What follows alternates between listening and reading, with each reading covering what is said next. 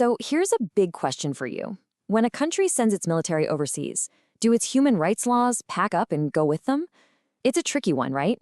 We're going to dive into that today through a huge case called Al-Skaney, a legal fight that literally redrew the map for justice across borders. Let's get into it. Okay, so picture this. It's southern Iraq, 2003. It is chaotic. British forces are there as an occupying power, and the whole situation is just incredibly tense and volatile. And at the absolute center of this massive legal storm, there's just one number: 6. That's 6 Iraqi civilians. Each one had a family. Each one had a life that was cut short during encounters with British soldiers. Now, before we get tangled up in all the legal jargon, it's so important that we understand the human stories that kicked this whole thing off. So we're starting on the ground in Basra. At its heart, this case is about something devastatingly simple. You have the families of these 6 people, and they all believe their loved ones were killed unlawfully by British troops. They wanted answers. They wanted accountability. But as they found out, getting that justice was going to be anything but simple.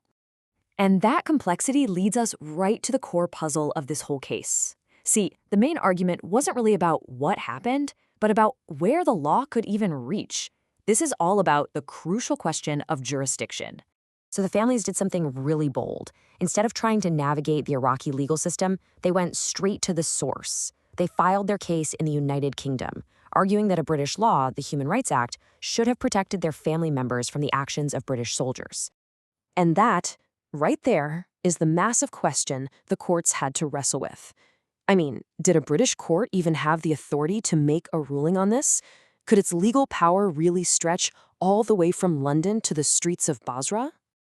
This really lays out the dilemma perfectly. You see, on the one hand, it's pretty clear. The UK's Human Rights Act is for protecting people inside the UK. But on the other hand, what happens when the state itself is acting way outside its own territory? Does the law just follow the flag wherever it goes? Okay, so the official legal term for this is jurisdiction. But let's break that down. A great way to think about it is like a Wi-Fi signal. A country's laws, they have a super strong signal within their own borders, right? The court's job was basically to figure out if that signal was powerful enough to reach all the way to Iraq, and if so, what were the exact conditions for it to connect.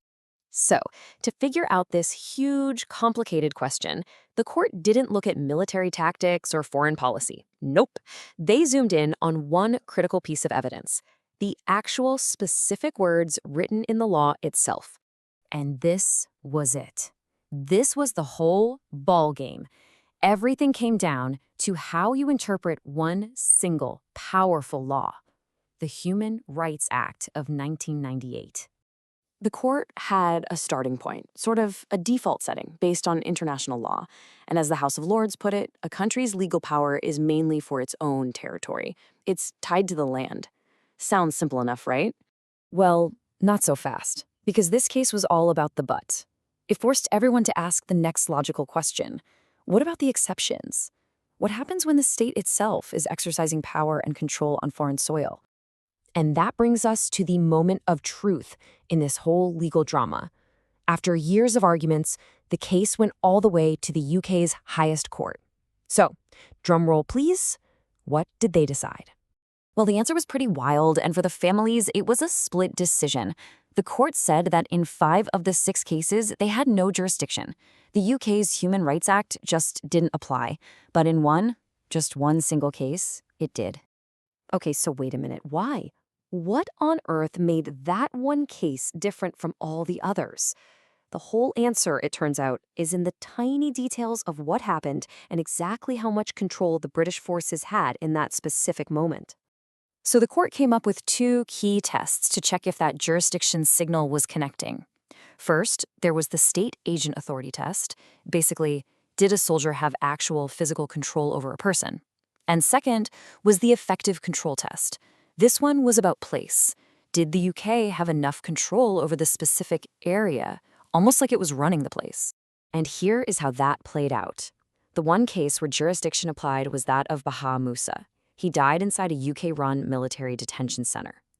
In there, UK had total control. The place, the person, everything. So jurisdiction, yes. But the other 5 people were killed out on the streets of Basra. And the court decided that even though the UK was an occupying force, it didn't have that same kind of effective control over the whole city. And here's the court's own logic. They drew a really sharp distinction. They basically said, look, being an occupying power in a city isn't the same as being in effective control of it, like a government. But Bahamosa, he was without a single doubt under the total control and authority of the UK armed forces. And that right there was the crucial difference. So what's the big takeaway from all this? What's the lasting impact? It was massive. This decision basically drew a new legal line in the sand, defining the boundaries of responsibility for a modern country operating overseas.